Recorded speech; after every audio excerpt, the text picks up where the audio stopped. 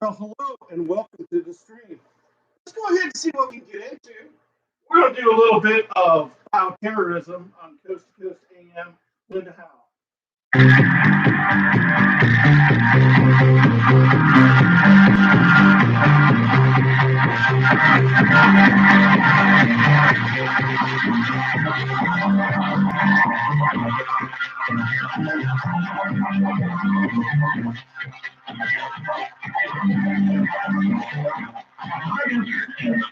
Great American Southwest.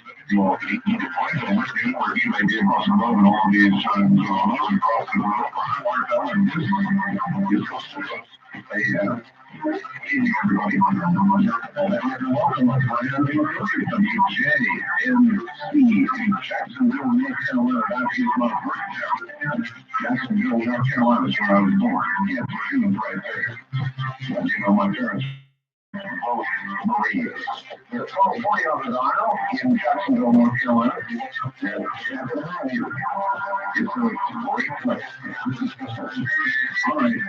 There are a number of things I want to say right at the start of the program here. And what's feeling once again after missing, 3 days last week. When I'm not here, because I cannot walk, I cannot sit, mostly I can't sit, and I can stand, and I can't much lie down just without being in pain. So that I can only hope that people understand what's going on. If I could sit here, I'd be here, sure that. But what happens is my back begins to spasm and it begins to damage itself, and that's it. I'm down virtually crippled. And so when I'm not here, that's what's going on, and that's what was going on last week. And I decided I probably shouldn't be here tonight, but I'm here because of what's going on. And I felt like I should be here, so I'm putting in that in-between state, and I hope that I can make it through the program without breaking into spasms. So it's kind of like a rattlesnake, my back. My doctors have offered me an option for surgery, which is not a very good one. The odds of it being a success are not good. And if it is a success, you will sacrifice, 10 or 20% of your mobility. That's if it's a success. Ordinarily, you want to know what you have. So I'm obviously trying to avoid surgery and trying to stick it out and hoping it'll get better. Maybe it will, maybe it won't. At any rate, when I'm not here, know that I'm not here only because I absolutely can't be here or anywhere else. Period. My colleague Rush is in trouble. Rush Limbaugh told everybody Monday that he is virtually deaf. He has lost all of his hearing in one ear and lost 80% or better in the other ear, and in the next probably 2 months, he will lose the remaining 20%, and it's already to the point where he cannot hear phone callers, he cannot hear conversation, he cannot hear music, and he's very concerned about his voice, obviously.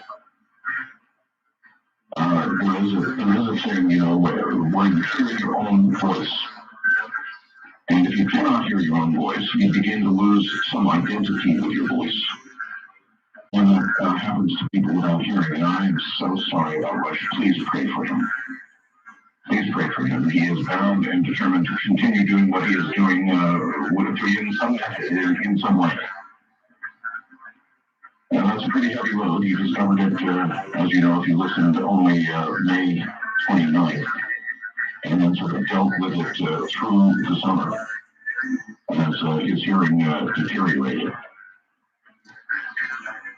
He's a colleague, a friend. He gave me a really neat alien that's in the back of my studio. It used to be in his New York studio, and it's now in the back of my studio.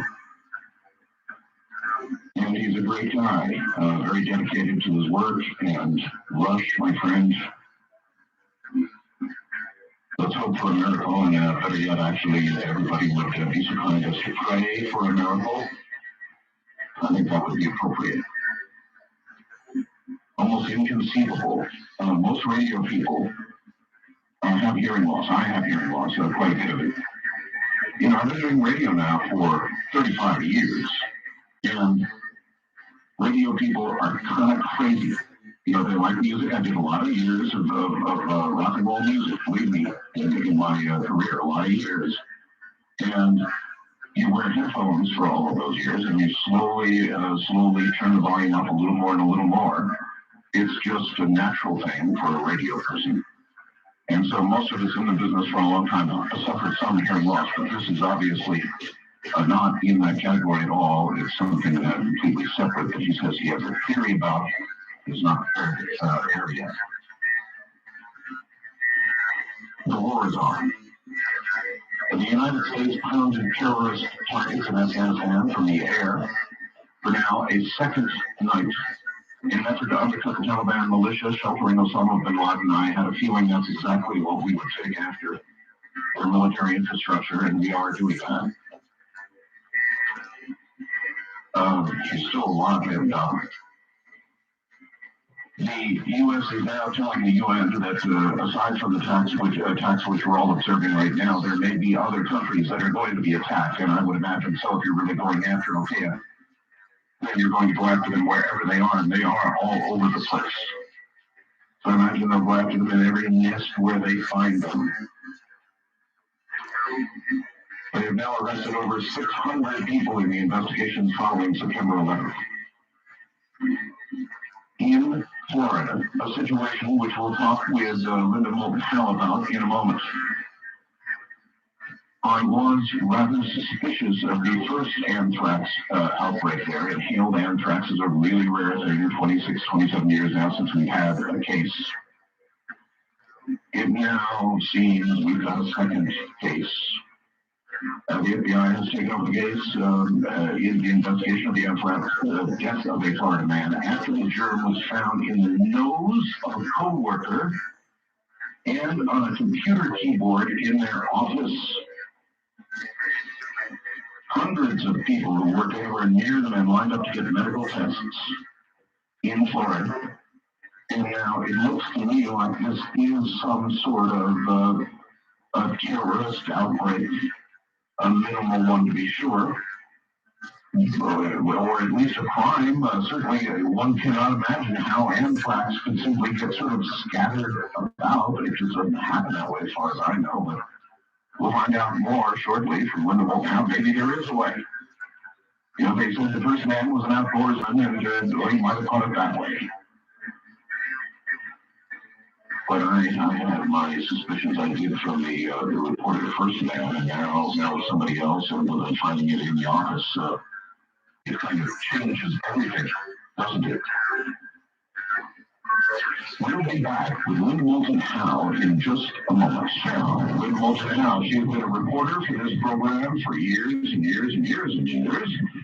Many years, and she reports on all kinds of strange occurrences, things that are inexplicable otherwise. And she is very, very good at what she does. She has won awards across the board. Tonight she's going to be reporting on this anthrax situation in Florida and so much more.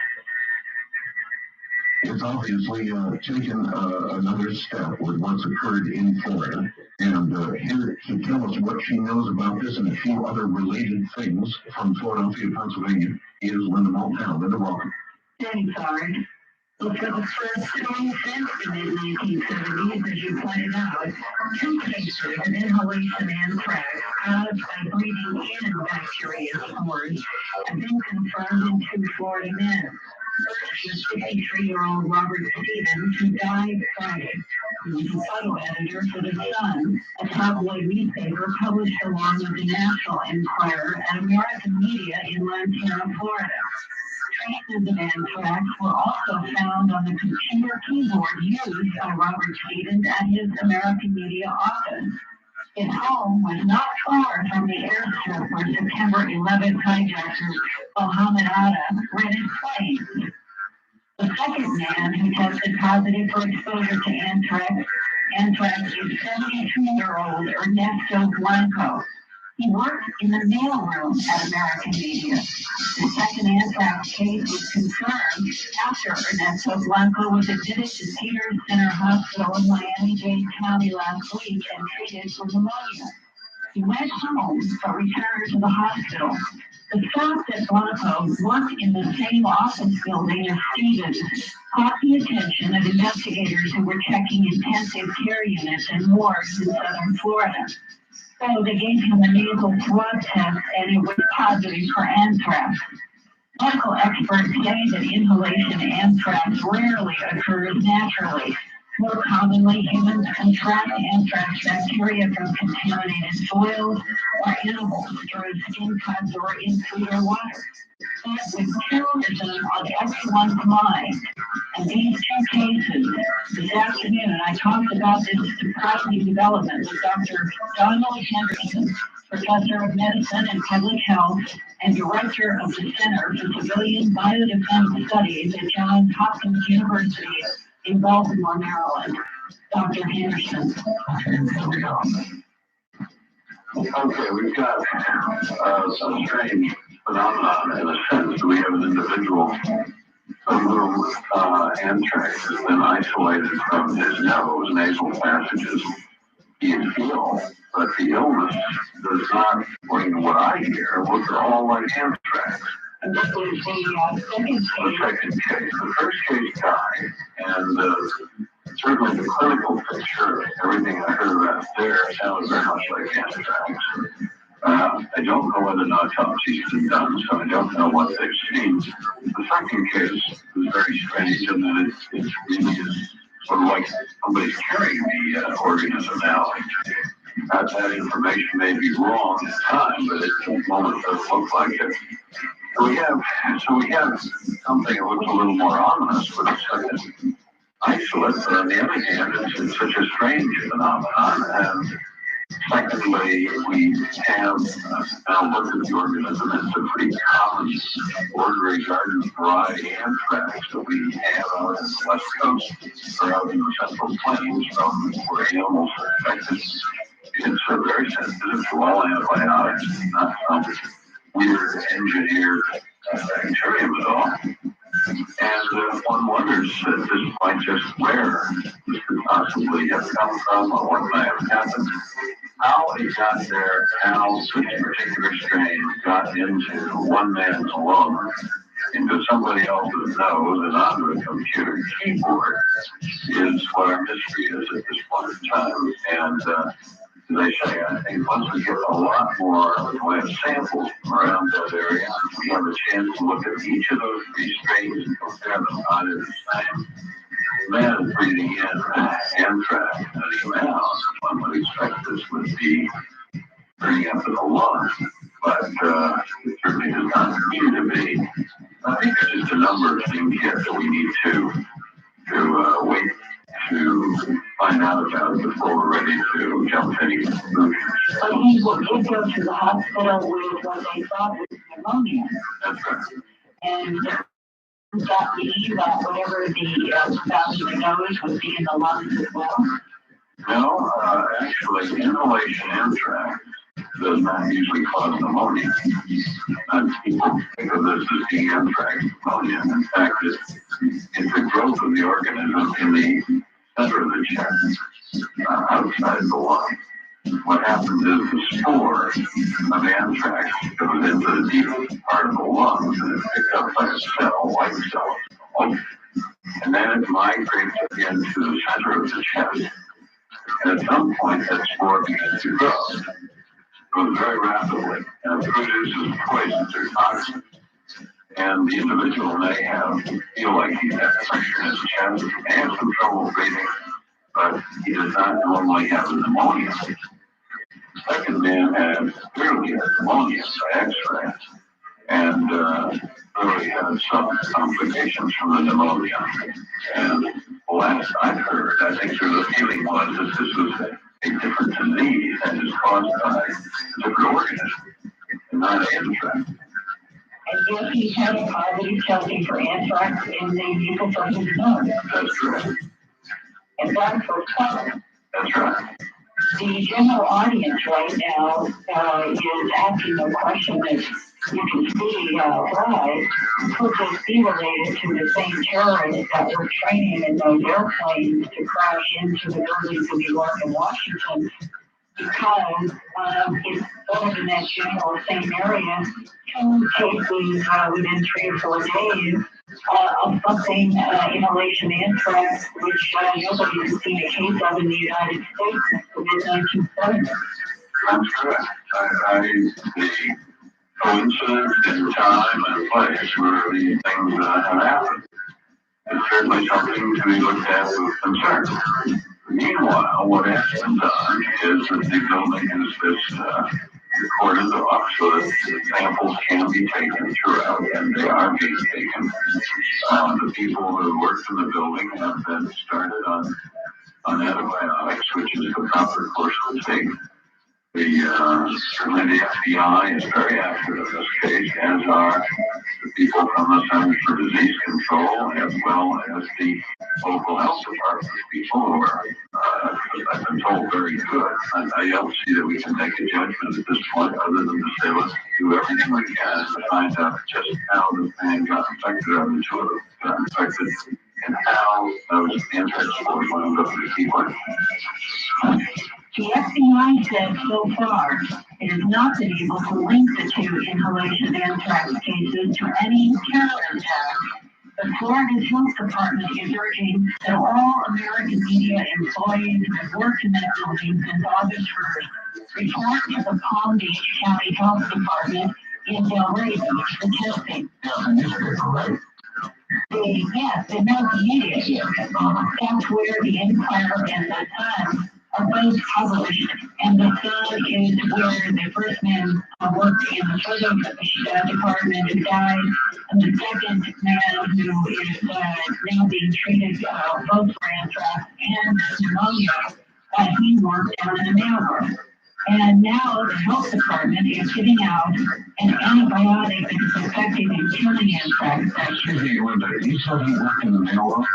Yes, a 73-year-old, the second case, worked in the mailroom of the same building. It sure would lead me to suspect that somebody opened a piece of mail with something in it. Well, there is the mailroom, the keys, and that man who worked in the photo room, and that is what they are trying to connect. Yeah, well, in the incubation period for anthrax, from the very first breathing in, the symptoms can be anywhere from 6 to 45 days. Fortunately, it is not contagious from person to person. But these two cases underscore the importance of understanding and coping with bioterrorist attacks in aerosols deliberately released by airplanes or other sprayers filled with biological weapons such as dried spore anthrax or smallpox viruses.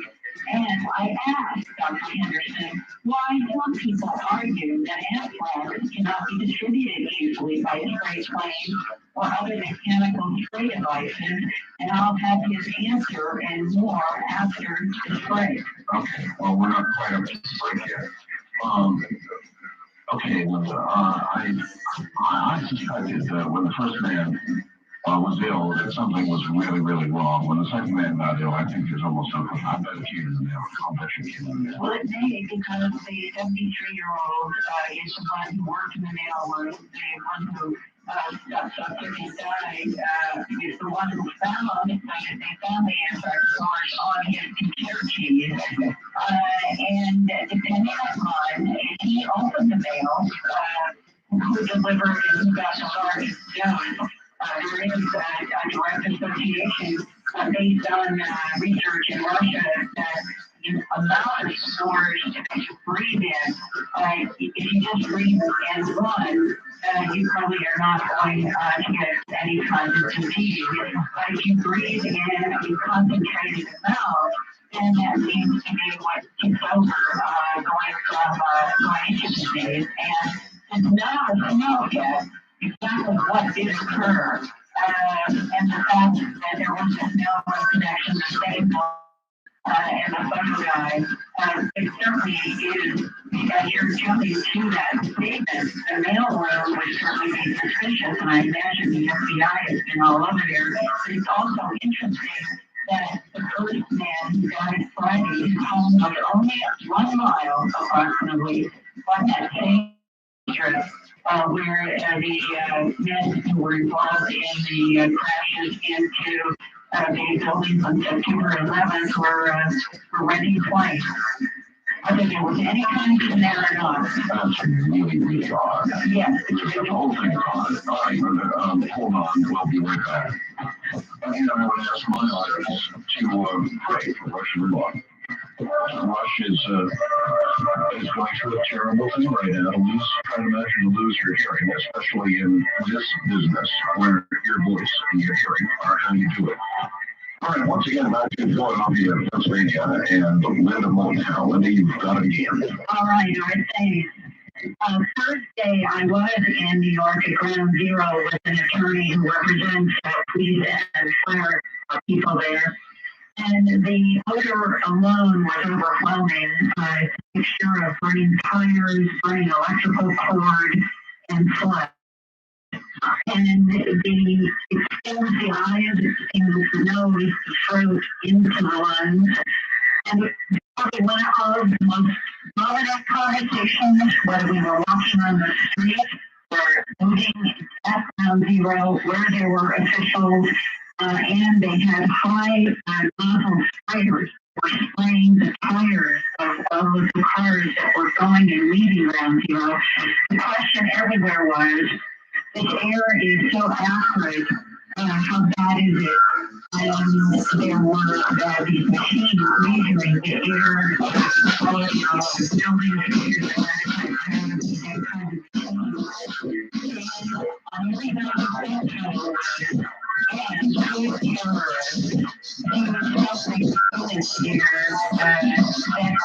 And end up poisoning people. Well, it was on everybody's minds. It's on the front cover at the time of Newsweek, and now with anthrax cases. And I went into an in-depth conversation with Dr. Henderson about anthrax, about smallpox, and the controversy about whether or not it is easy to spray these kinds of biological microbes from the air or through mechanical devices. And here we begin with Dr. Henderson.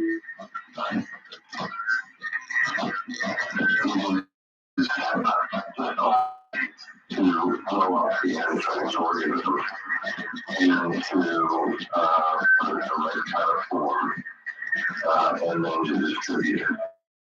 On the other hand, let's recall that the people who flew the airplanes into the International Space Center didn't make airplanes. I'm sure they didn't know how to build airplanes. They captured the airplane. Could they go and buy anthrax spores? Well, there are a lot of countries, a number of countries that have the ability to make anthrax in the form that it could be used. And that is back to Saddam Hussein in Iraq and Russian research prior to the change from the Soviet Union to Russia. That is correct. We know for a fact that the Russians were turning out anthrax spores in tons and tons of quantities. Even had an accident on one of the plants that was making anthrax in this form leaked from the plant. And somewhere around 100 people died, as much as 3 miles away. Now, it's just a minute amount of these anthrax spores that escaped. The Iraqis had a very expensive operation producing anthrax. What we suspect is that there are a number of other countries that have this capacity to produce like anthrax in this form, including such as North Korea, Iran, Syria. Planes and subways, or what have you, in your studies now on this bioterrorism threat, including about the difficulty of the teams of distributing anthrax and smallpox. So we come with aerosol. When you got your road, you have a powder there. Right? The organism that is used is about the same size as the anthrax. And you just sort of, it's a very fine powder and it drips out over the rodent. There are various ways by which you can, once you have a powder form, it can be distributed. And what we know that we talk about the crop dusters that well and very much articles they don't normally spray the fine particles just away. But you can change the adjustment on your fertilizers. It's not difficult to do. It takes a couple of nozzles. It's quite simple. And knowing that is proclaimed, will is right, dry, powdery, and fresh, and distributed it, let's say, over the state of New York. What is the worst case that it could happen? There's several problems that have to be solved, but you can't really answer that question easily. First of all, she said a wind. And if the wind is very still, it's not going to go anywhere. If the wind is too strong, it's going to blow it away. And it's not going to settle where it's like so. If it's done by sunshine, the sunshine itself may kill off the organism. Oh, really? Yeah. Yeah. So you can like picture an aerosol of anthrax Yeah. and put it kill an aerosol of smallpox. So daytime distribution might not work, but nighttime distribution might. Exactly. So on the issue of smallpox, we have a generation that is not been vaccinated against smallpox. And we've already demonstrated that we got it in Latin and Taliban advocate dying in the sacrifice of their cause. All they would have to do would be to infect some of their starting something that keep spreading from running for a generation. Say you have a patient who is sick has the rash. What you want to do is find out who has been in contact with it since he was infected. And then you would immediately want to vaccinate those individuals and their household contact. Smallpox vaccine is quite unique in a way that many people don't realize. Smallpox vaccine will protect, even though it's given 2 to 3 days after you get exposed. You may be exposed to an individual, may even have inhaled the virus, but if you're vaccinated within 2 to 3 days after that, you are still protected. But most vaccines have to be protected well beforehand. This is different. And even when it's given 4 to 5 days later, it has a major influence in avoiding HPV. The Bush administration has authorized mass production of more smallpox vaccines, which will increase U.S. supply in 2002. And in addition to vaccines, there is another discovery waiting in the wings, which could neutralize the bioterrorism threat and literally blowing up security, and it's called nanobombs. These microscopic droplets of oil are layered with detergent and suspended in a watery solution. The oil drops are called nanobombs because they are smaller than anthrax bacteria or smallpox virus. So when those tiny droplets come in contact with germs, they fuse to the surface of the bacteria and viruses, the way oil and water react, and that causes the membrane surrounding the microbe to burst. And I first reported this in 1999 and 2000 about this breakthrough with its inventor, Dr. James Baker at the University of Michigan. And the last time I interviewed him, he was getting ready to test his nanobomb solution for the U.S. Army. He also took his invention to the patent process in another company called Nanobio Corporation, affiliated with the University of Michigan, to produce and distribute what should be a wonderful non-toxic answer to bioterrorism. And this week, I talked with the chief executive officer of Nanobio, his name is Ted Harris. men.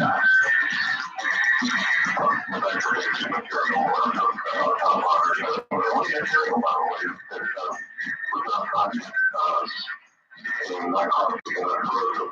So you actually take this material, you can put it on your skin, and you're okay. Well, the reaction to the fact that they basically really water toxic to be so effective and be non-toxic at the same time. They're very clean, and they're very happy with this result. The part of the Department of Defense, which funded this research, was extremely research because they started success. They funded this research at the University of Michigan after they discovered that this material or invented this material and it's regarded as a research. This material can be loosely described as a solid or natural dangerous. And people are skeptical of it, and that includes people in the military, despite the military's own standards. Well, you would think that everybody would be enthusiastically embracing this now because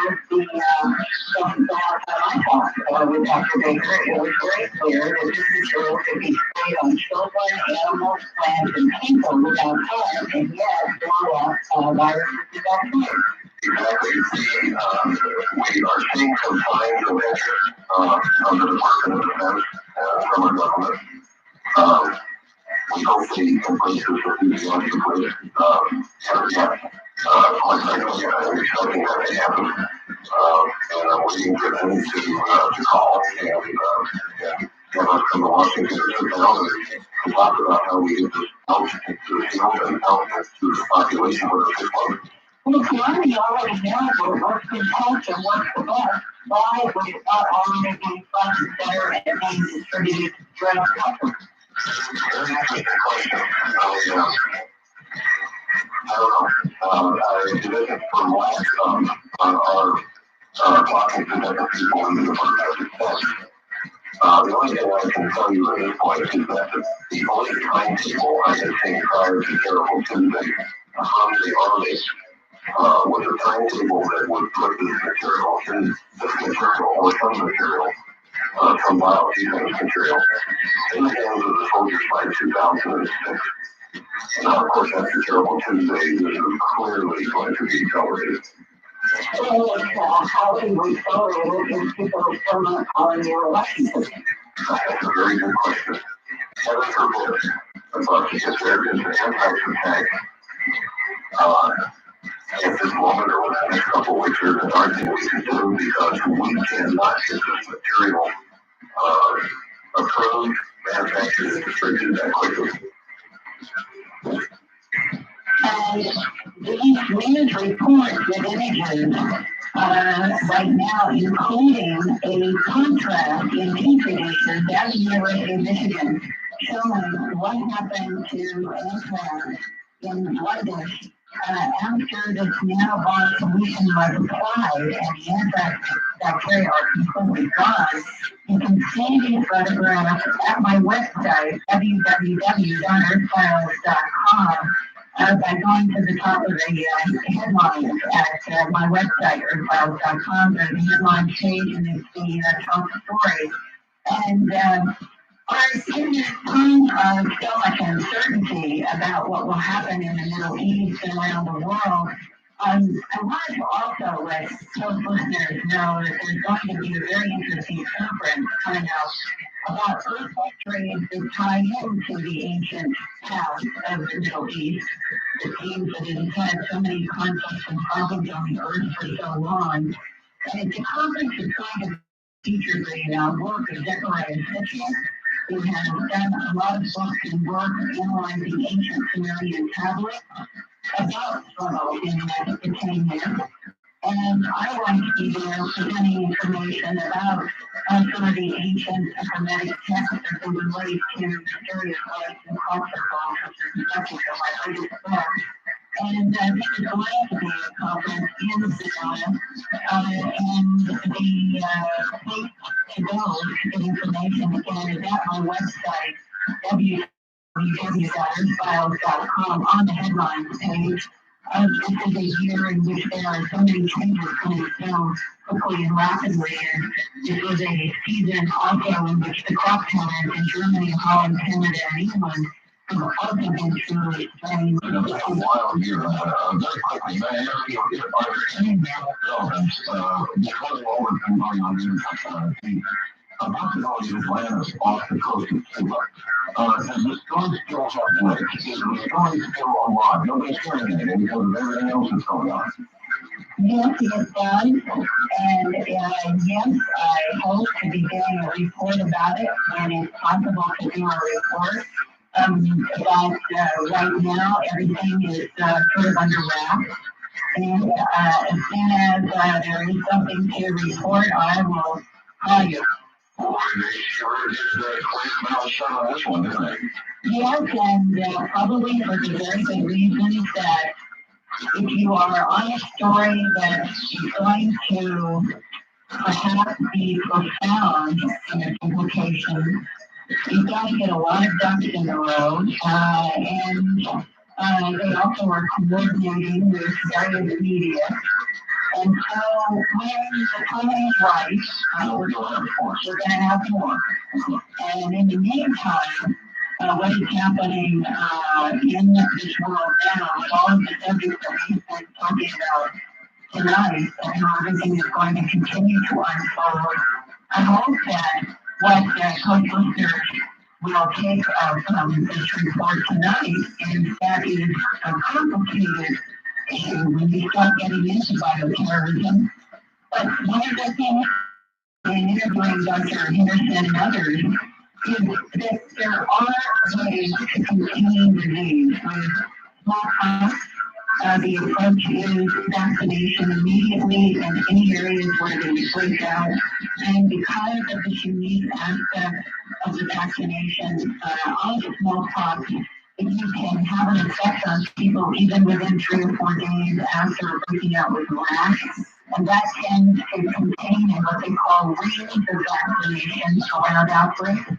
So we are at the point where public health and various investigators are looking for signs of disease anyone everywhere, more so probably than they ever have. And they are looking at some vaccines and they're getting more into production. Right now, they feel somewhat confident that they can control smallpox and that anthrax, which is not contagious person to person, and there is an outbreak, they can also move in with antibiotics. And for the most part, if the disease is caught early, they can save people.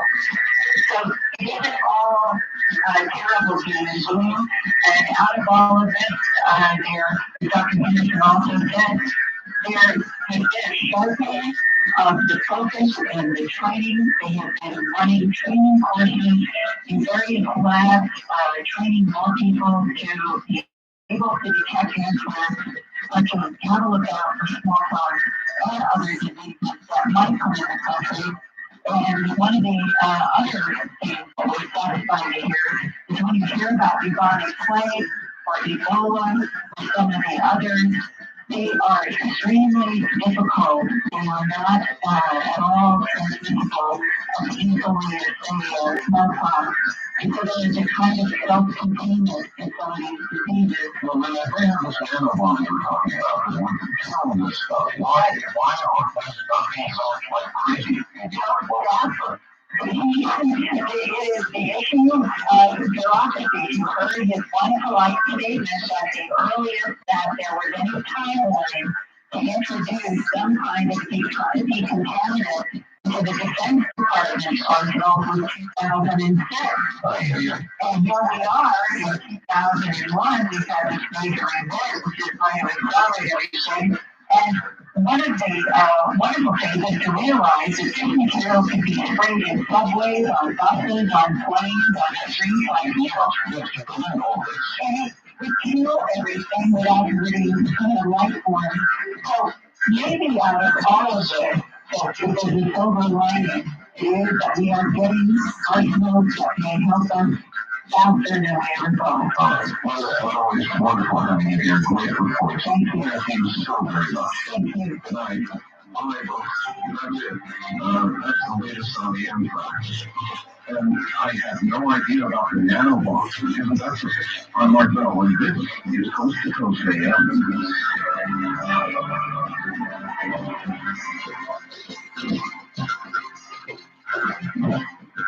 Hey everybody, this is our this radio program. We know how to do something. So we haven't done now in a couple of years.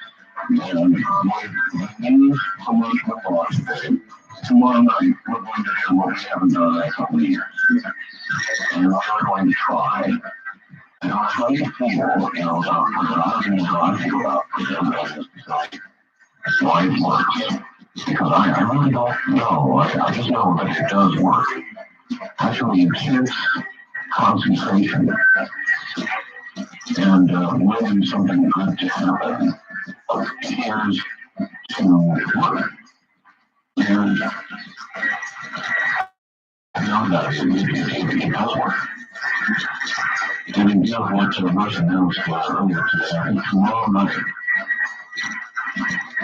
I'll be here, and we will do what we have not done for a couple of years, and that is get millions of people concentrating simultaneously on the same thing. And we're going to give it a try. It is with a group of great experiments that I stopped doing a couple of years ago.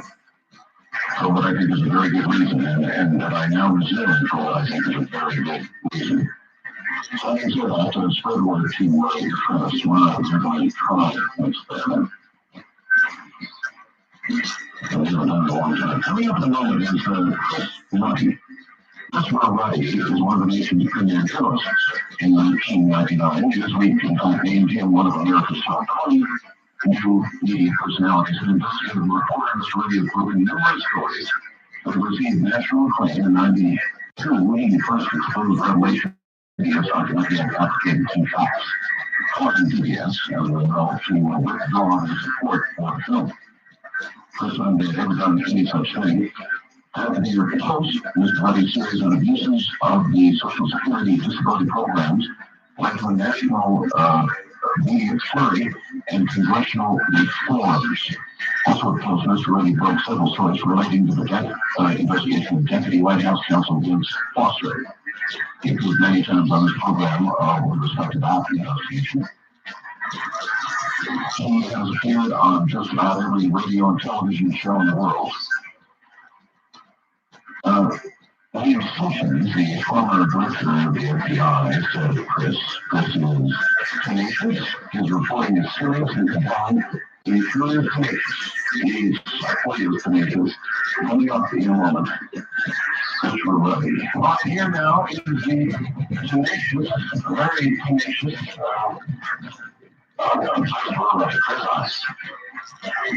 Hello, Chris. Hello, there you are. So you walk in there. I did, yes. And put you on the speakerphone. I just click the button there. I see. All right. Welcome. All right. Well, thank you for having me. We're living during interesting times, incredible times, but it's very disappointing to hear about the standing about Rush Limbaugh. And I think we don't want to lose someone like him, and your program and his have demonstrated the great need this country has to have the alternative information that the media don't give us. Well, thank you. I'm pretty shocked that we're talking really here in the left field today, and totally behind. Chris, since we last spoke, what you received, the 20 hours later, was hit, where I do an awful lot of symptoms, Chris. And now we have begun the attack of 2 days now, many attacks into, I just heard that we're attacking now apparently during daylight hours as well. There was I guess, a morning attack.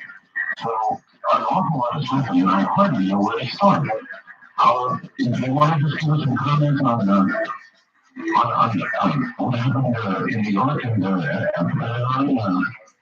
in London, and what can you tell us? Well, so much has happened. It really is. I think most people still are in a state of shock over it. I don't think I fully absorbed. I was out this evening. I'm down here in South Florida. just a few miles from where Stevens died. I've seen in the American Media Building. I know a lot of people over there. This is a small universe down here of journalists, so we bump elbows with a lot of people in the tabloid reporters, fellow journalists and the like, and I know a number of people who knew about Stevens, and it's almost shocking that so close we have an example of someone that had anthrax, contracted it, and died of it. Okay, well, what do you know about the story? I only listened on the hour prior to you, and she said that one of them working in the mailroom, and I immediately jumped to the conclusion that, boy, he was probably in the mail, and somebody opened the damn thing. What do you know? Well, the latest story out tonight, we have a link up to newsnet.com, is the evidence that the FBI is focusing on a strange letter that was sent to the National Enquirer. It was a Star of David and some strange powder. And based on comments, of course, the Star of David is the symbol of Judaism, and it's frequently the target of these terrorists, is the Jewish community. And the strange, it was a love letter apparently to Jennifer Lopez. And apparently they get to the type of strange letters from fans or the like. And people passed the letter around, and it had this powder on it.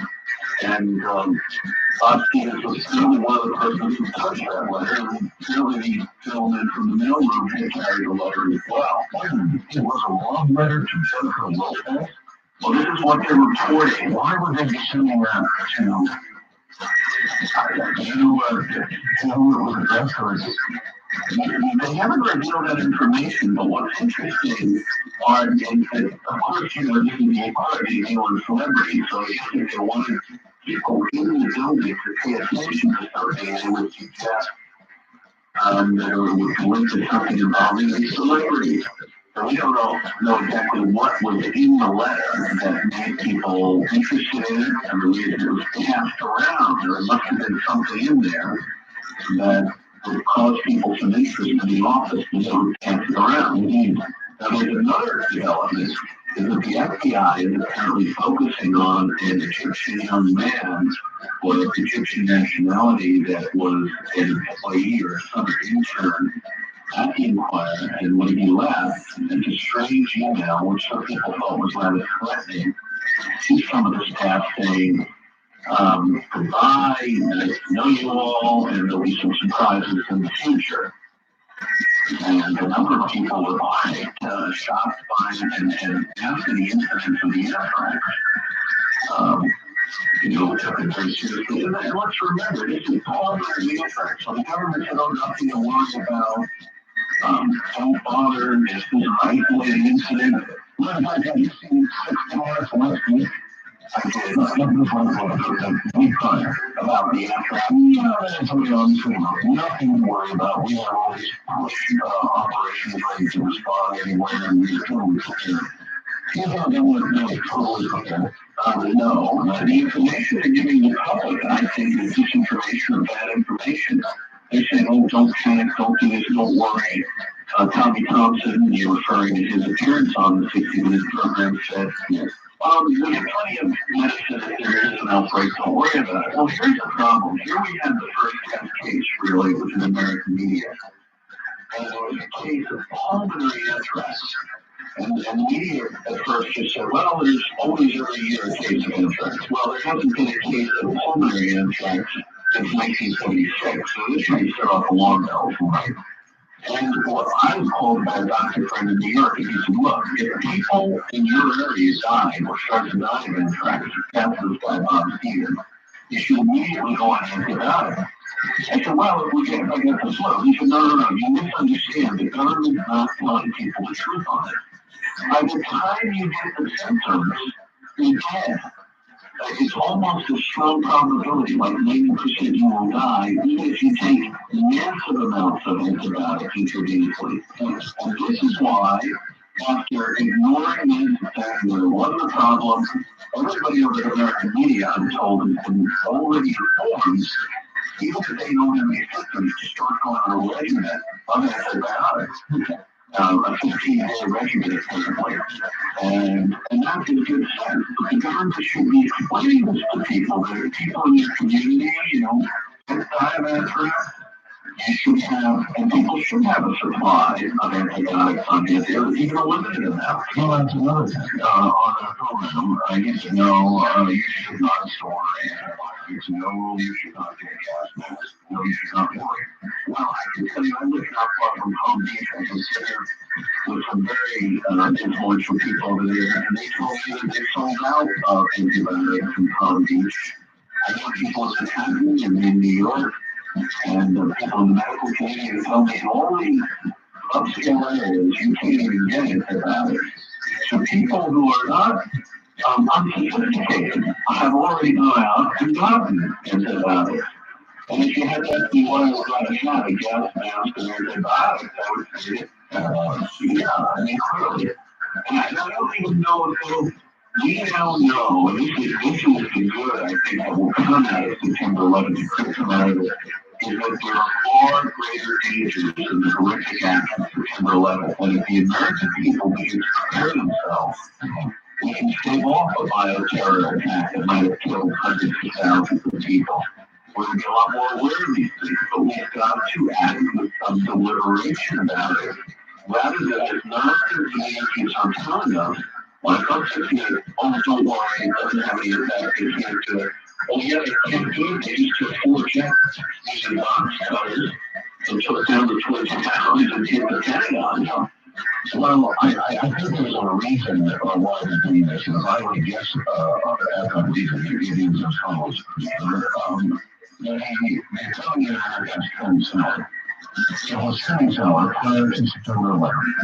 It is considerably soured from September 11th and getting more choppy. If people are scared, if people stay home, if people don't buy stuff, if we hunker down, it's going to really smash the economy. It's going to do probably more damage than any terrorist could do at any single strike or even small strike. It's going to ruin the economy, and I think that's what they're afraid of. Well, I agree with you on the economy. We are in deep trouble. However, it is very important that the government maintain a great deal of credibility with the public. Just like the truth. About maintaining the truth. Oh, absolutely, because that's going to be vital in having the public confidence in the government to pull us out of the recession. I believe that this economy would not have fallen off the cliff as it is doing right now had the government and the Bush administration immediately allowed the pilots who have demanded this, many of them are former military people, to arm themselves. I agree with that. I mean, 90% I have flown since September 11th. I've been on 4 flights. I know people, I can sense this here. I know a lot of people that aren't flying. But if people knew that one of the pilots in the cockpit had a gun, and that someone with a gun or a box cutter could not go running in there and try to come and near the plane, it would be, most people would be reassured by that. But because we're so politically correct in this country, we're not taking steps that would, again, most people, I have great confidence in the American people. Look at the heroism art of these firemen in New York. I mean, I heard stories. Well, a friend of mine, and people like that in truth. Well, a friend of mine used to run the Port Authority of New York, George Molly ran for mayor. He used to be in that building. His successor died in that building. And he was telling me stories of heroism, for instance, on the day of September 11th. The firemen and the police quickly realized that the both buildings would probably go down, but still they were trying to rescue people. And apparently they sent out a 911 to the Orange County in New York. As you know, most of these fire cops, the fire guys and cops are Catholic, they're Italian, they're Irish, they're ethnic people. And they figured they would get the Catholic priest there to help with the sick and the wounded and people hurting. But the fire chief apparently came over to the priest and said, look, our men are going in, they're probably not coming out, but they're going to try to save his man alive. Possible, which are giving them the last right. And then what's it called, like an emergency confession where they don't actually have to confess their sins. And these firemen lined up and got the last rites and went into those buildings knowing full well that they were probably not going to come out. That is heroism. That is America. And again, the people on plane 93 who apparently rushed these hijackers and brought that plane down. So there's a lot of bills. I think that Americans are splitting their government gives us credit for it. And I think they're holding back information because I think, well, and you know, we kind of think, you can't say, look, the airline's mistakes, well, the pilots are going before Congress say, they're not saying we need guns. The airline stewardess is saying we need to fund them. And the government is publishing a report that going to shoot down civilian airlines with military jets if they control them. And that's not reassuring. I think they need to be honest with the public and take steps to ensure public safety. And there was an incident today in an aircraft. The aircraft was a passenger apparently crazy tried to enter the cockpit. And the plane was escorted to its landing place after the pilot gave an alert by 12:16. So, they're real serious. But I think this fear of an economic dive is keeping government from telling us the whole truth. I don't appreciate it when we're sort of fed too much, in my opinion, on 60 Minutes, and we're sort of lulled into a false security. That's the wrong way to approach this. Well, I believe that the syndrome of lies and deceit that we're getting from the government didn't start recently. It's been a long process happening over decades, and perhaps reaching the 90s, where we were deceived and rolled about a lot of things, including our security. But you know what? I can understand that. I'm still going to function as a human being, a member of society. I'm still going to buy stuff, my needs and so forth and so on. I don't want more. I understand that we're all to some degree honest, so I don't need to be held accountable. Well, again, don't underestimate the American people. Just let us know the truth. We will act, and like adults, we will behave so, and we will come and rally. But when we're told the truth, we continue to rise up. And I think President Bush is doing, I think, a remarkable job under very difficult circumstances. He's come forward and said things which politicians would say, stop chatting. This is going to mean a lot of casualties. This is going to be a limited war, but a war. We're going to take years if we need to. Usually politicians cannot say, don't worry about everything under control and we'll wrap this up quickly. Yeah. So it was refreshing, I think, to hear that. And I don't think he likes to point fingers backwards. That's not his style. But I think he's moving forward, and I like that a lot. But I think there needs to be that same feeling throughout the government, not just limited to him. Here. All right, we'll continue with this some more. Stay right where you are. I'm Mark. This is Coast to Coast AM.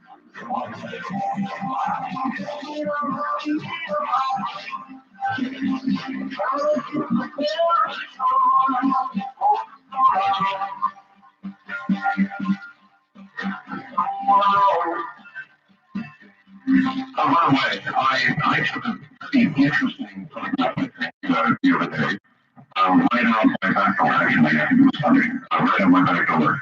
And sent it in to Keith, and he posted it. And you can see a high-res version of it if you wish, as well as the photograph itself. It's simply the first snow that hit our mountain behind Columbia, where I live. And it's a pretty cool picture. And so, it's posted if you want to see it. If you just go to artbell.com and go to what's new, and second item down says first snow in Toronto Mountains. You want to see that. Also, Ralph Sarchi sent in the photographs he was going to send to the World Trade Center. They're also out there at artbell.com right now. So you might take a look at that. Ralph Sarchi was the sergeant in the New York City Police Department that I had on, who was involved in a whole lot of interesting work over the years, including exorcisms and a lot more. And some colleagues of his in the police department took some photographs of what would appear to be souls, what would appear to be entities near the ground zero area. And he finally did send in these photographs, which I found the night of the show. He sent them in, and they're up there right now. You can take a look and see what you think. Once again, here is Christopher Roddy Christopher. Let's comment, have some comments from you on the situation ongoing right now. Here we are, we're bombing the missiles of various forms are flying, the planes are bombing, B-52s are dropping lots and lots of bombs. How do you think it's going, and what do you think it's going to lead to? Well, I think that there was a desire by the administration to please the American people here. The people are very angry after what happened on September 11th, and they want an action taken. And the best thing we can do right now is bomb someone, and I think we're trying to hit some of the camps that Osama bin Laden had, but they've been pretty honest in saying there aren't that many military targets in Afghanistan. Now the camps are probably empty, and the people are probably in caves. And remember, each cruise missile, I think, costs about 500 million, $5 million. I think it's $5 million. I thought they were about $1 million apiece. Yeah, or maybe that's correct. Still a lot of money. Well, and when they talk about, there's some experts here on the high side, the plot that led to September 11th that the terrorists used, they spent probably $500,000 or less.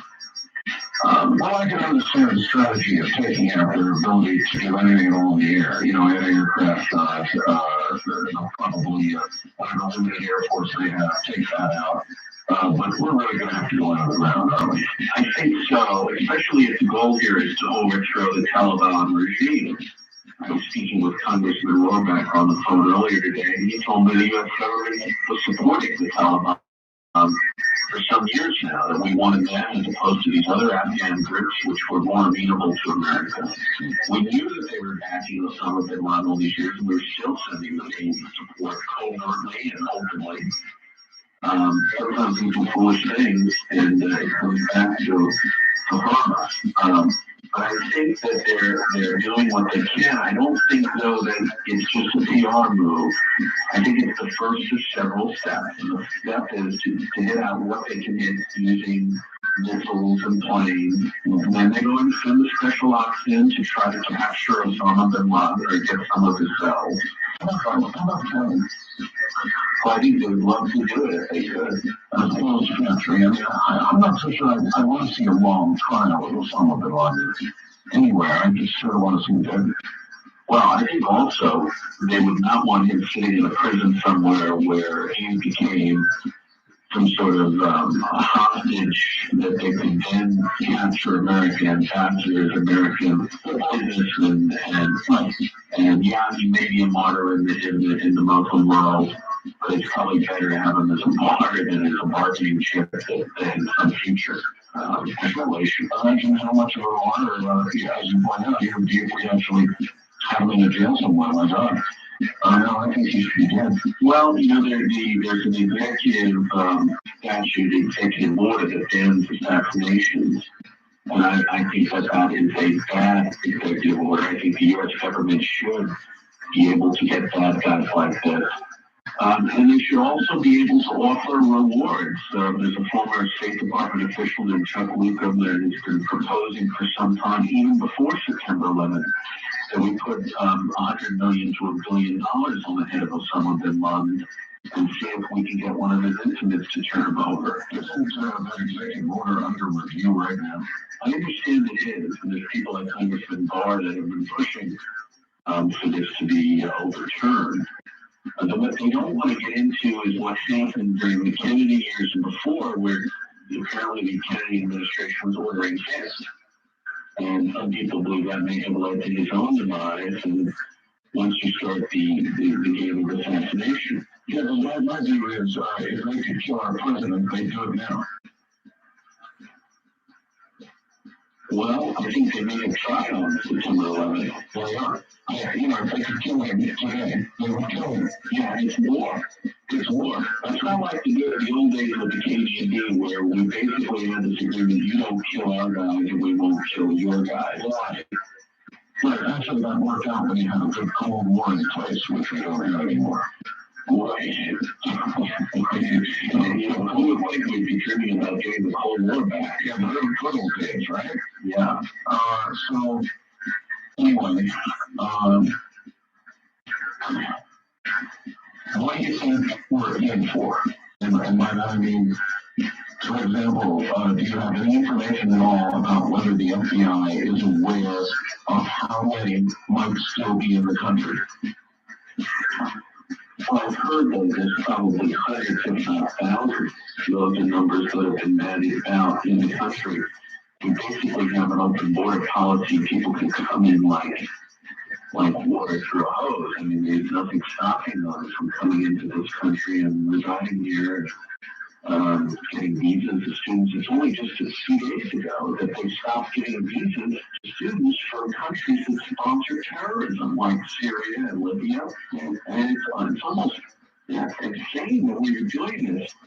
You wonder if we had a death wish at some point that we were allowing people like this into the country. I also wonder, I think that we were vulnerable before this incident, very vulnerable, and that they waited a certain period before they woke us up, that's for sure. I think the enemies of the U.S. learned a big lesson during the Carter years because they made a fool of Carter and he lost and they ended up with Reagan Bush for 12 years and no more Mr. Nice Guy. And I think they figured this out the same. They said, look, let's let the previous administration stand there for 8 years, and then we'll get them when they're weak and vulnerable after 8 years. And I think now we are waking up, but I wonder if the enemies of the United States have figured they have an opportunity they may not have again. You know, we have Admiral Mora, Art, that writes for Newsmax. He's the former chairman of the Joint Chiefs, General Singlaw. We have up on Newsmax.com their story where they're basically saying there is a potential of a global war out of this. You could have countries like North Korea or Iraq or China and Taiwan launching attacks knowing that we are diverted and that we have all of our little resources concentrated somewhere else in the world. How do we say, could we either not begin to act on war in North Korea, or do we have sufficient resources to prosecute in 2 areas at once? Well, Shinwap, who I think is a real brass tack type guy, he's the former commander of the U.S. forces in Korea. He thinks there's a high probability of another conflict breaking out.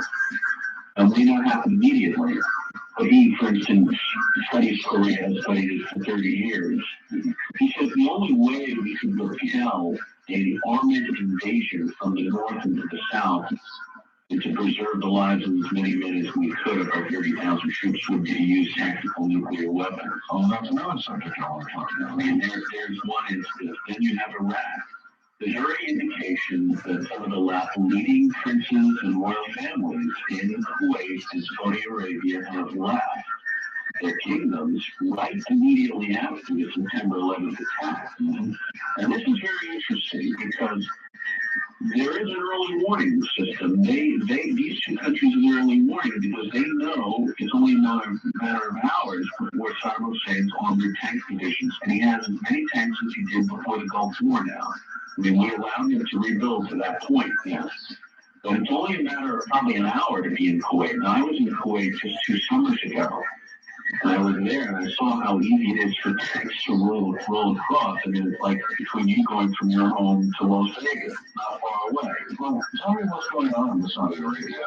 I hear on the net and elsewhere that Saudi Arabia is not warming up to what we're doing at all, that they're not really willing to help.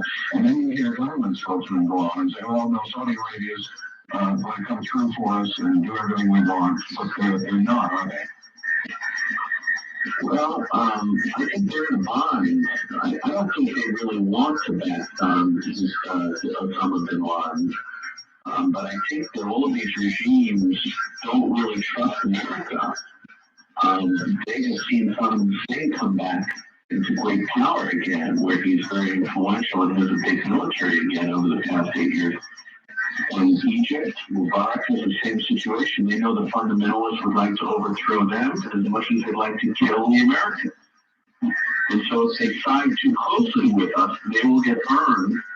And they're not so sure they're going to be on the winning side this time. And the Emir of Kuwait, as I mentioned before, left for London almost immediately after the attack. And that was one indication. I don't think that was good. The king's brother took up residence. There's more Saudi princes in Geneva than they've seen in a long time there, I'm told. So those things, I think, are things I watch to see because they're sort of early warnings that people are afraid of something breaking out there. And the military we have today is 40% smaller than it was under Operation Desert Storm. And back then, Art, it took us 6 months before we launched the ground war. That's right. We wouldn't be able to do that today. All right. Tactical nukes. That's something I want to bring up with you. I have been reading some Israeli news websites that you might be familiar with. They're suggesting that Americans have moved tactical nukes into the arena where we presently are moving troops and planes and equipment, and that there is some consideration, probably not much, but some consideration for their use. And there's also news about Russians moving tactical nukes. Have you been hearing any of this? Well, I've seen the reports from that one website I saw it on. I found the same one you did. It's not so credible.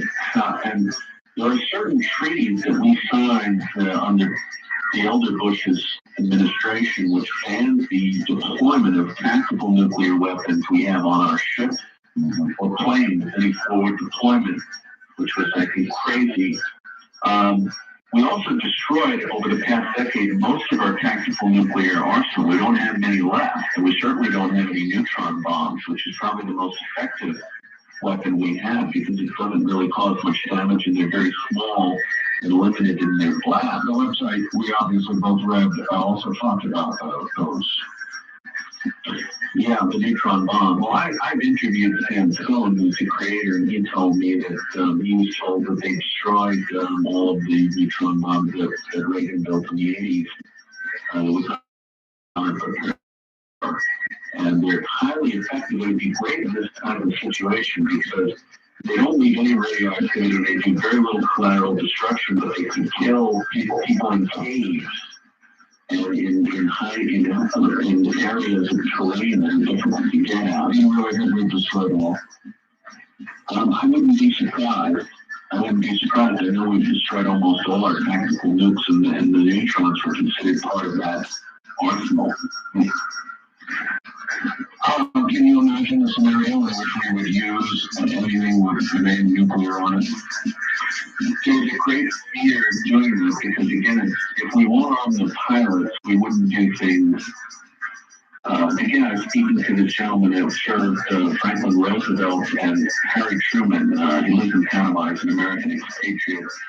And he told me, he said, look, Harry Truman didn't build coalitions. He never thought in terms of coalitions. He always thought, I'm president of the United States. What must I do to secure the interests of the United States? Because the minute you start trying to build coalitions, you start lessening your interests in favor of other interests. And right now, America is in a really difficult struggle because we know that these folks are gaining weapons of mass destruction quickly if they don't have them already.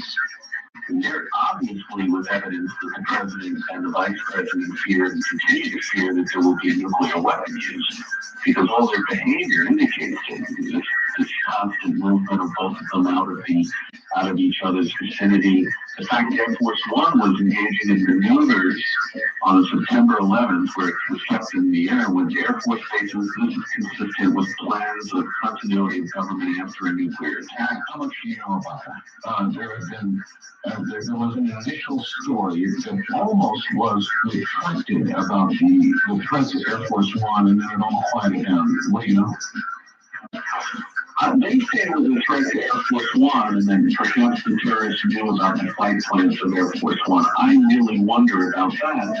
I think the government may have feared, again, that a nuclear weapon may have been used, and that they don't want to admit that. Again, it goes back to what we said. They don't want to tell us the whole truth. Of course, for example, we know that the president had a prayer meeting before he addressed to Congress, and it was revealed, we had it up on Newsmax, that was Billy Graham's son and a number of others. But he told them that there was things he couldn't tell them, and that there was a possibility of the use of a nuclear weapon, and that their prayers were more needed than ever. Oh my God, what do you suppose that means? Does that mean that we have knowledge that they have a nuclear weapon? I can only imagine that. Well, I don't know that we would use one, because if we were to use a nuclear weapon, our coalition would go with that idea. Yeah, well, yeah, for sure. People would not, there would be a lot of angry parties already at fraying of our coalition. So to me, that would mean that somebody else has one. Like, oh, here might be you. Oh, yeah, well, that's clearly what the president was indicating to the ministers and the religious clergymen. And you had one of our writers on your show, Colonel Stanislav Luna, who's the highest ranking defector ever from Russia, right? And he's been warning for years that there's missing nuclear suitcase bombs from the Russian arsenal. Mm-hmm. He believes the Russians have smuggled some of them into the United States already as part of their disoperational procedures. He believes that the mafia works closely with the military there. There were some very strange things that happened this summer. Newsmax has been the only place to report this, that the Russian press promptly reported in July, citing an economics minister, that there was going to be a major, quote-unquote, financial attack on the United States that they had never seen before. Financial attack? Yeah, this is how they described it, as a financial attack.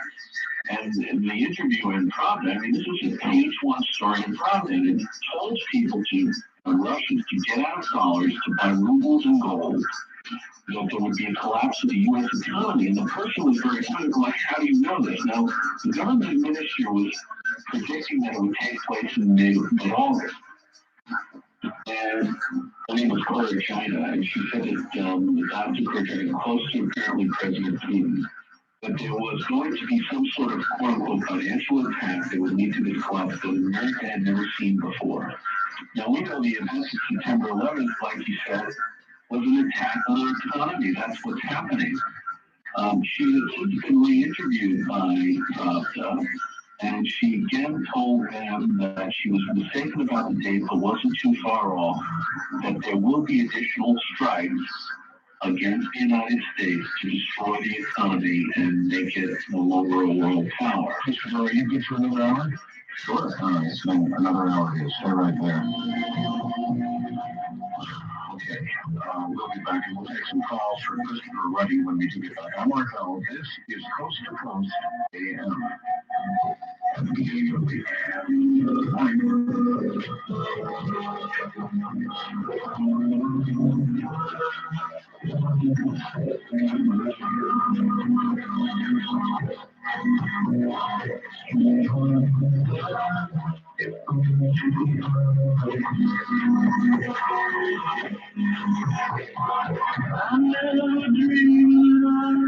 Once again, here is Christopher Wright. Chris, you mentioned an economic attack.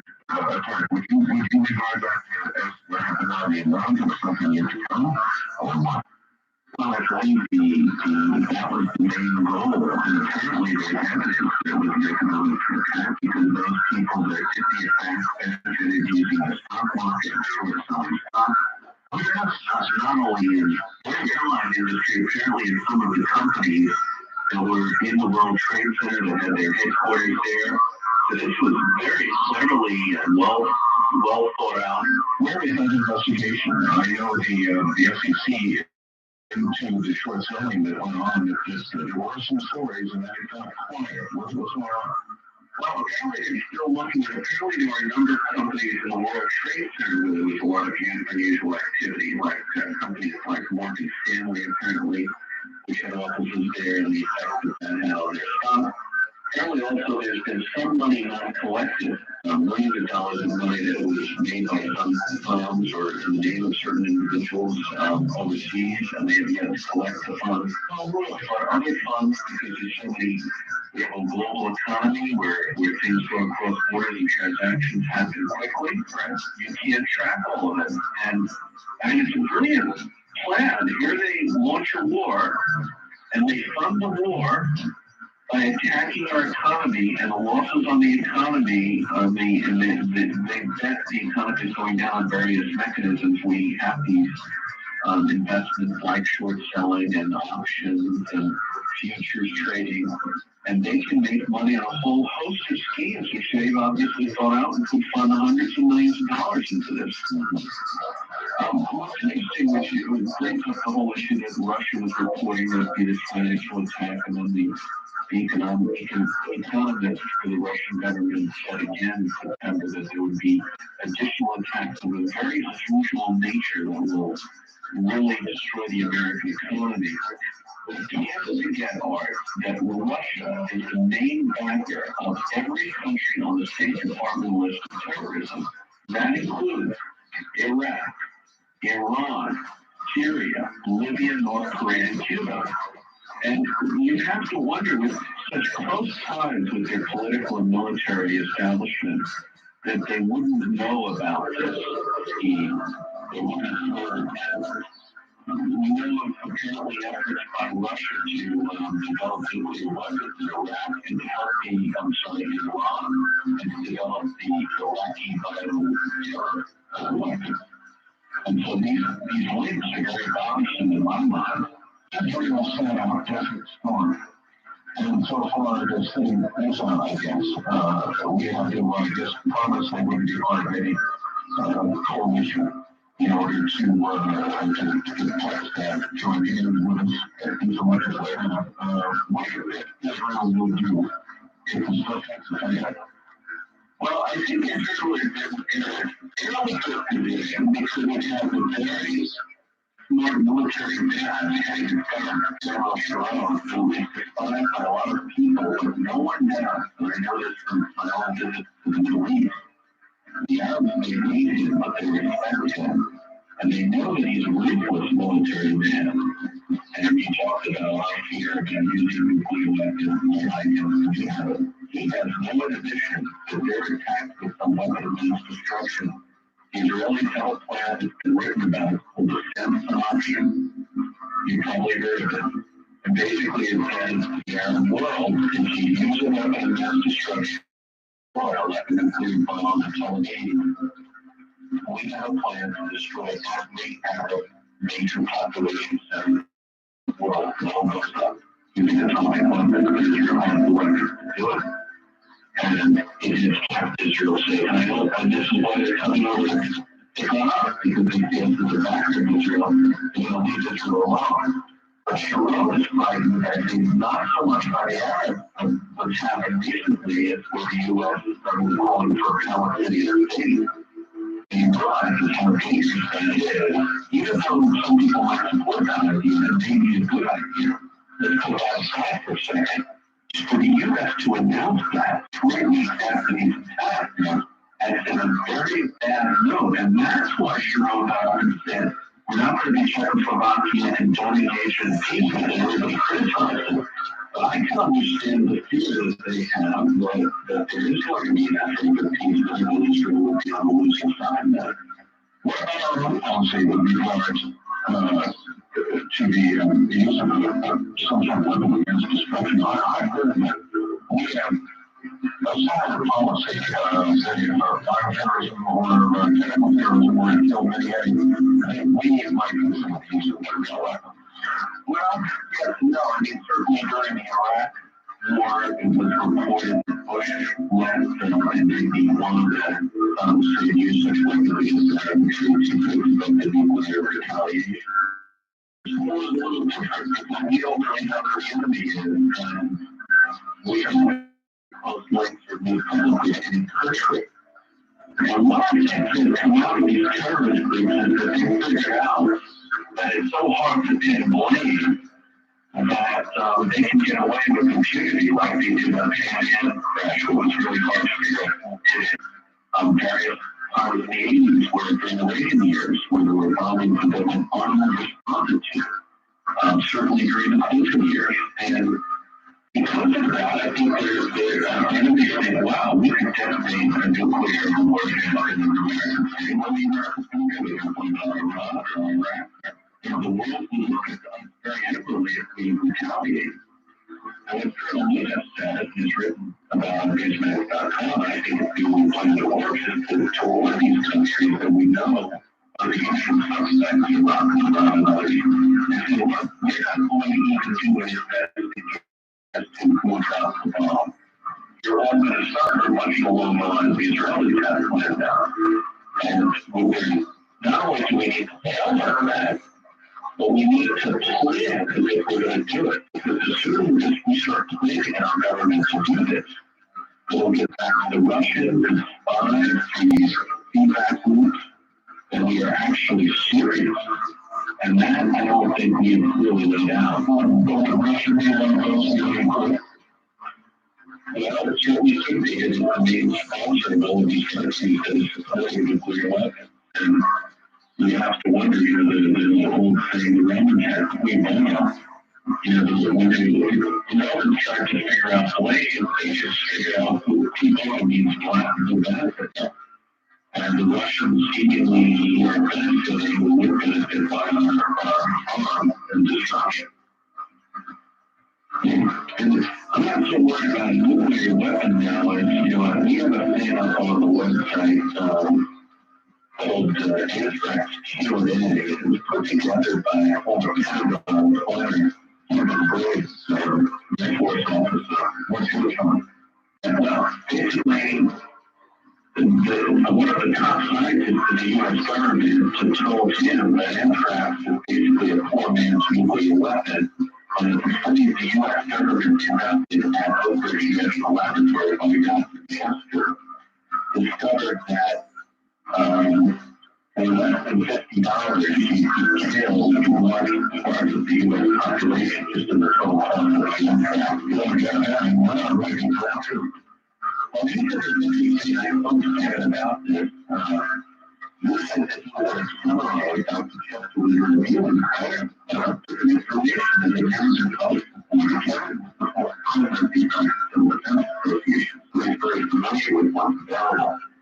And he said, Dr. Chester said, look, at Oak Ridge, what we discovered is that with a small amount of anthrax, we had two scenarios we tested. One is a single operating terrorist with a truck with a 55-gallon drum of anthrax and a sprayer that caused tens of thousands of deaths within one city. Scenario two, the government found, was that a sophisticated and well-trained chemical terrorist group with 4 medium-sized planes. And a third of the U.S. population spread the anthrax over key population centers. And basically, they've seen these things, and you know it's hard to deliver, it's hard to spread, the weather conditions over there. Yeah, well, look what they were saying before this. Look what they were saying before the September 11th attack. If you look at it, apparently, in a given point, we said, yeah, weather is a sunlight, the temperature's a little bit off. But if you basically have a breezy, windy weather, and you have a cold front, which is cloudy, those spores of anthrax will thrive and decimate large parts of the population, and they try to run along the front. And there's large parts of the country where you have that type of condition. That's right. Mostly moving west to east, mostly west to east. Well, I've heard of one person who discovered you take a test over the Canadian border, and even in America, you can find out to where the culture moving to the northeast, and it's significant damage. I'm kidding by saying this. And elsewhere, where it's not. It's not. You cannot tell what people this way. We should worry about all these things and not worry about this. I mean, there really are ways of doing it. You must be very, very afraid of that. Well, it's interesting to talk about 60 minutes. My our favorite friend who was last night saying as a number of experts, and they don't know that these things couldn't be done. In fact, one expert said, look, if you were to ask me conservative doctors to do what they did on September 11th, I would have said you're crazy.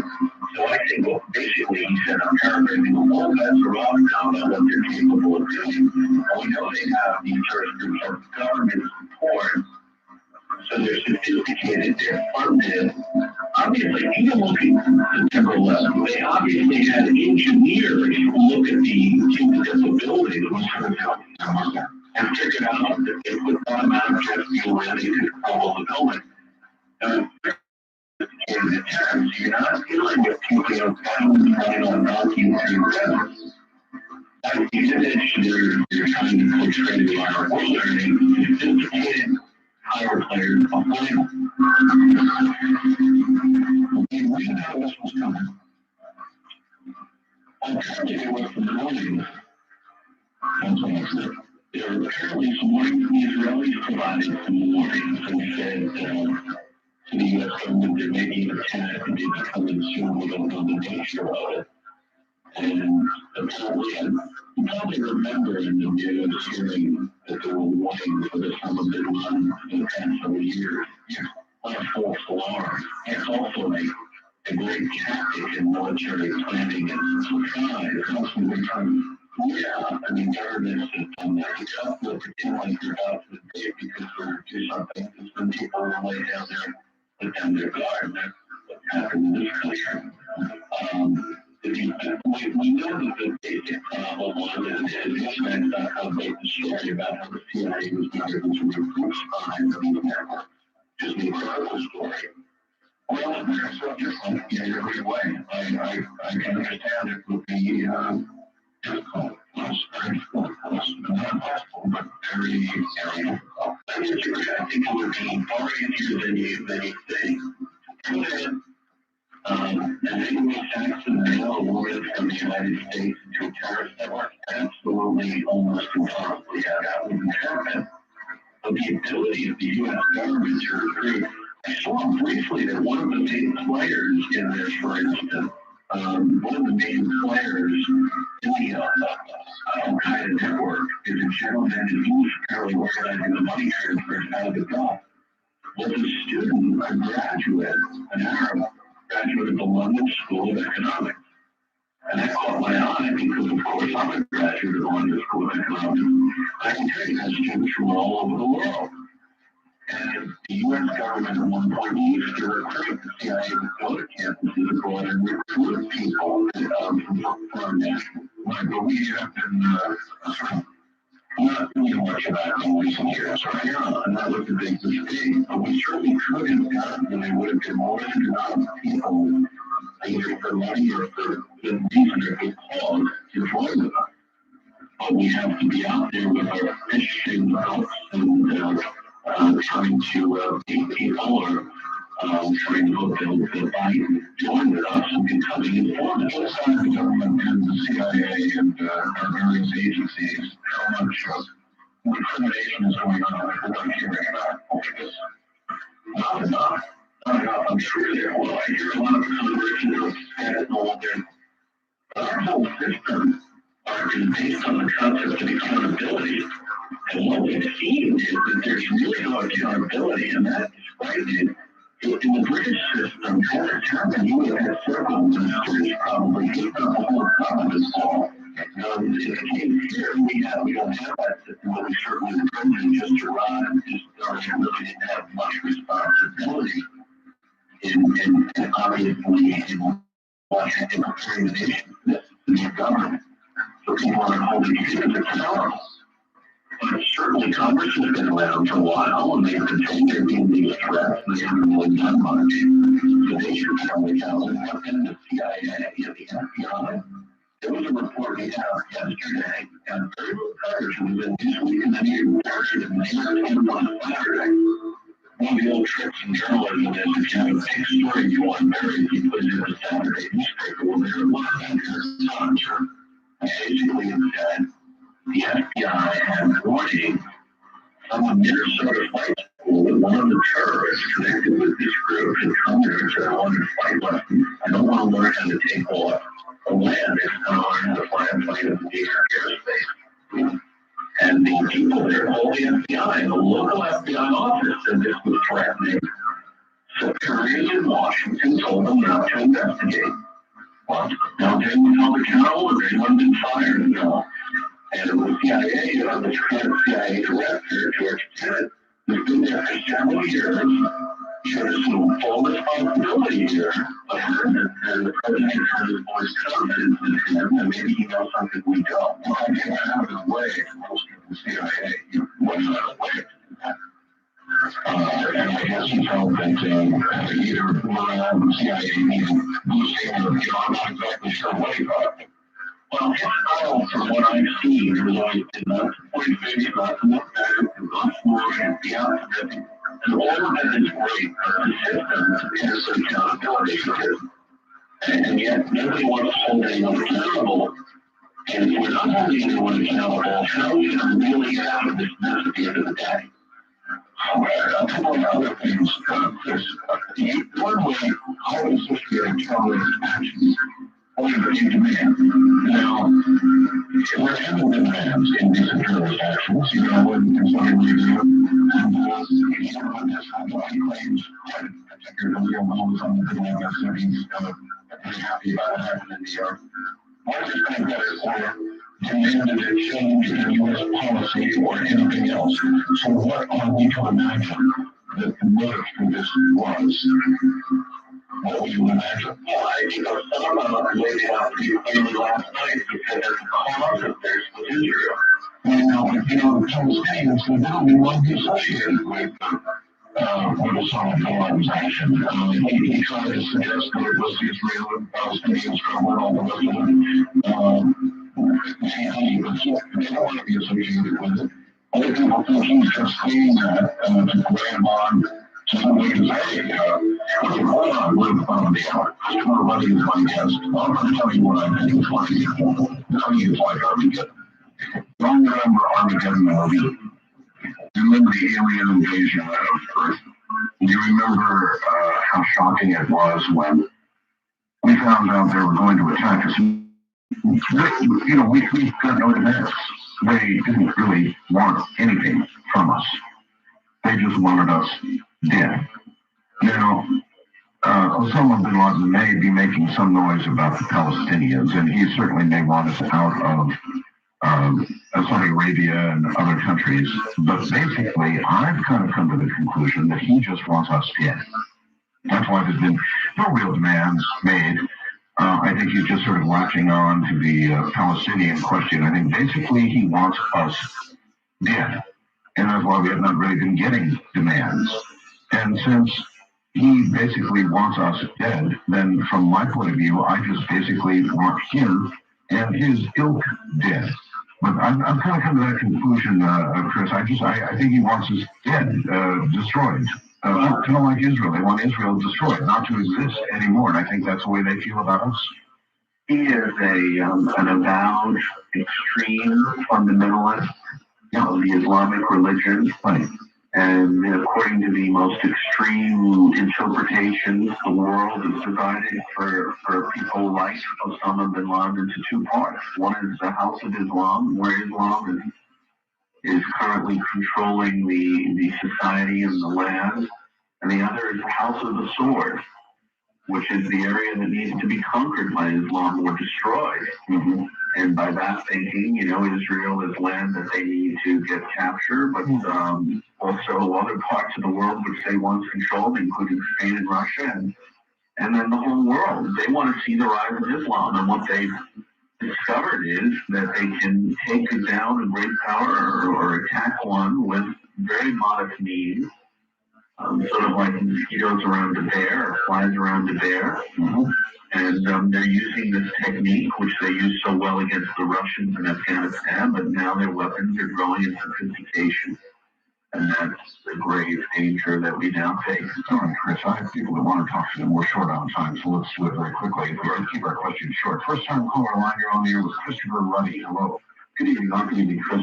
I had worked at the Trade Center, and it's pretty amazing that building is down for those in the country that have never been there. But my question, to be quick, is there any chance in your mind that this is a big ploy, in a sense, by Russia and China that have had close relationships over the last few years? Russia's been giving China technology. And could this be, that maybe we're being set up in some way, that there's a lot more to this than just something as simple as being someone in Afghanistan with a lot of money that is out for the United States, out to get down there? Good question. Chris?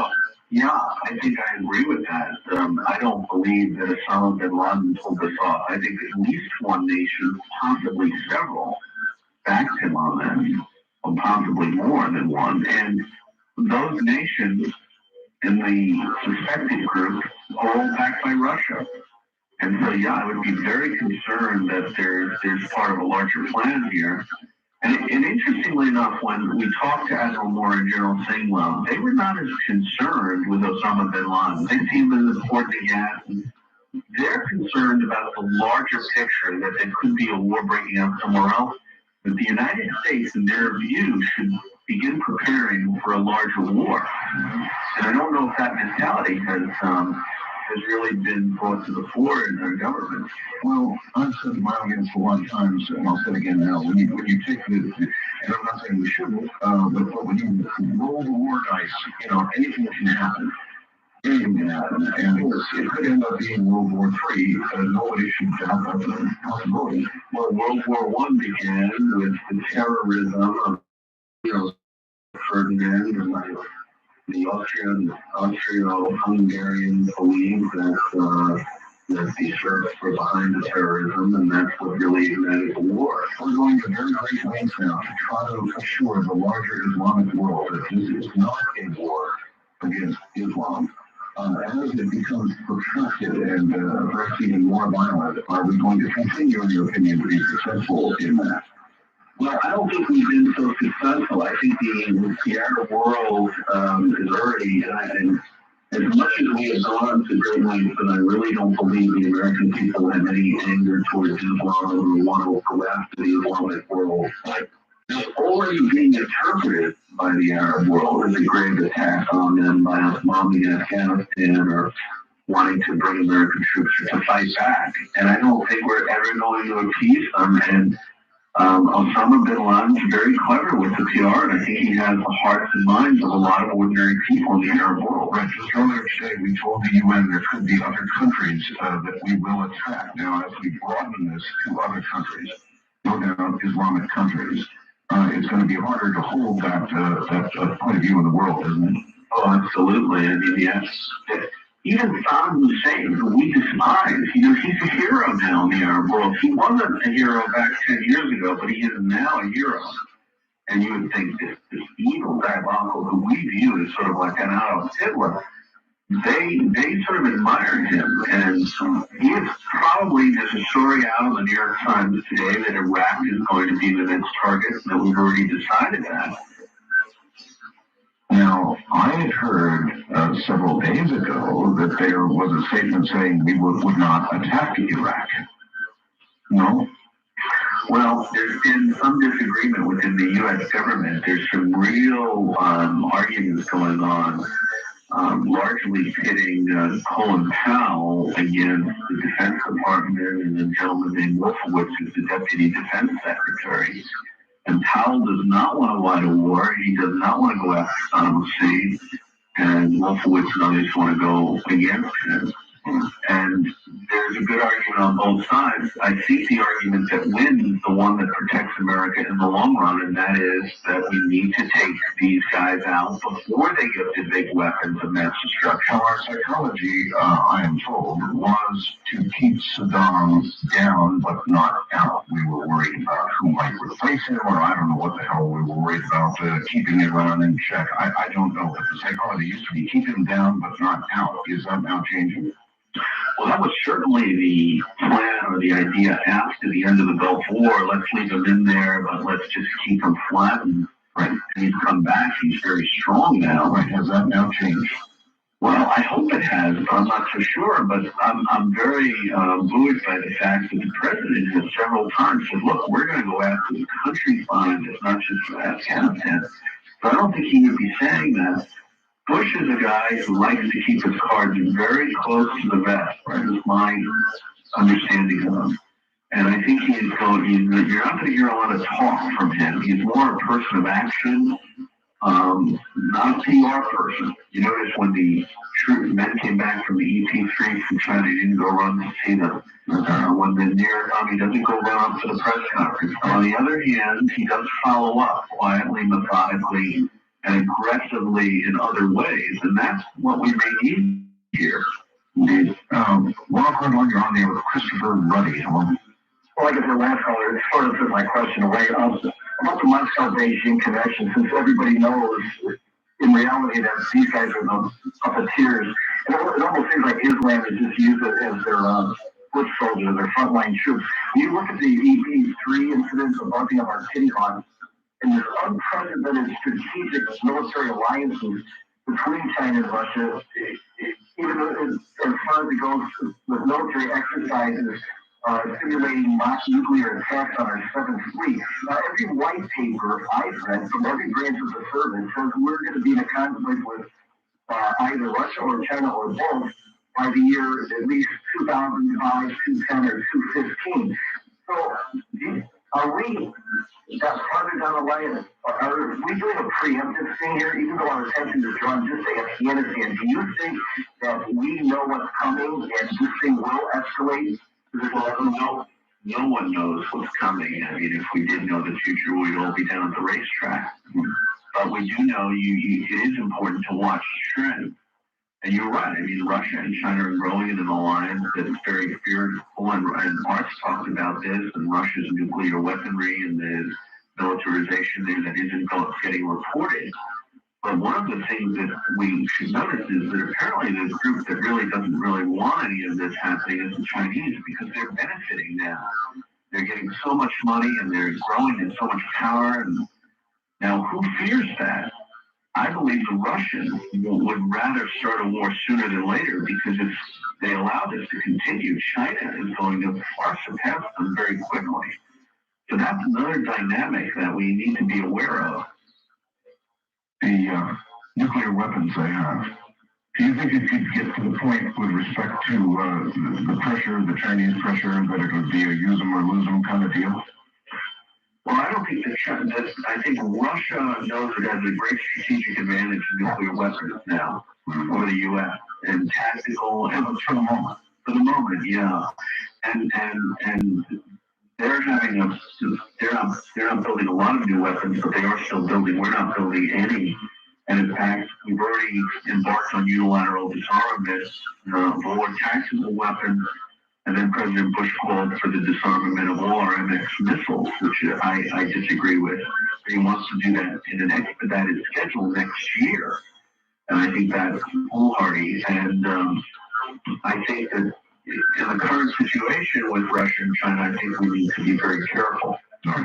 East of the Rockies, you're on the air with Christopher Ruddy. Good morning. Hello. Going once. Going twice. Yes. Hi, this is Sam A1A. Proceed. The CDC has narrowed down a strain of anthrax here locally in Lantana, Florida. And I was wondering if Chris had any information about it. They said that they narrowed it down to a synthetic strain, which I'm told was produced in a laboratory. It's not the naturally occurring kind. Oh my, where did you hear that from? I heard that today on a local news station, the same station I listened to you guys on. Well, I understood they were testing, but I had not heard definitively what the answer was. And of course, even if it's a natural strain, it could have still been a natural spore that was grown somewhere. Okay, apparently they were saying it's not the natural occurring kind that you would find in the soil or in the dead animals. But I have another quick question for you regarding a story that was on Newsmax.com last week, and I wondered if you had heard anything about this. There's a plane in the Bahamas that came up missing, a crop dusting plane, and it has disappeared, and it's still missing. They can't find it. And I was also on the same station listening to a lady who called in from Tamiami today over the weekend and said she heard a small plane very low flying over her house. And she was so concerned about that she called the police. The police said, we don't have any information about it. Call the tower at the Tamiami airport. They're supposed to have a record of all the planes flying in the area. So she actually called the tower, and they said there's no record of any planes. We have no record of any planes, and mosquito planes do not fly at that time in the morning, so it can't be a mosquito plane flying for spraying for mosquitoes. They said call the FBI. So she actually called the FBI, The FBI told her, we don't have anything to do with that. You need to call the airport tower at Miami. And she says, I did. Yeah. And they said, don't worry about it. Well, so what the heck? She's wanting to know what the heck flew over my house. Well, I'm not here in town for planes fly over, and you're apparently there as well. I mean, planes fly over all the time. They're coming from, and of course, I'm more concerned about the Bahamas and this government plane that's missing. This was a State Department plane with a crop duster variety. So you know about that? Oh yeah, well, it disappeared after leaving some islands just to the south of the Bahamas en route back to the U.S. We're back here to Florida from Colombia. Right. And it just went off the road. They don't know what happened to him. That was Monday, a week ago, yesterday. And so that disappeared. And then we had those deaths, the death of Stevens on top of that. And then, of course, the Bahamas is only 100 miles away. And, who's watching the plane activity over there? It's not something that we're going to easily be able to control. Chris, you said earlier that they may have as many as hundreds of sleeper agents in this country, or people that they could activate.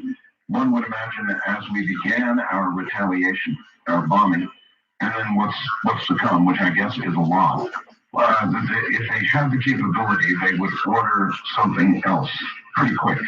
Well, I think they were waiting for our attack because they want to justify in the eyes of the world in their PR campaign that we killed innocent civilians and therefore this is an act of war. And now we are responding, they're responding.